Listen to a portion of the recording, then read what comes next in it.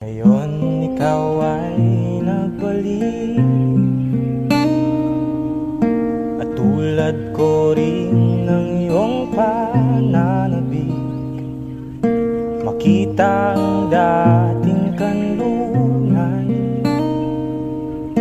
tahanan ng ating tula at pangarap. Ngayon ay naglaho na. Saan hanapin pa? Lumilipas ang panahon, kabiyak ng ating gunita,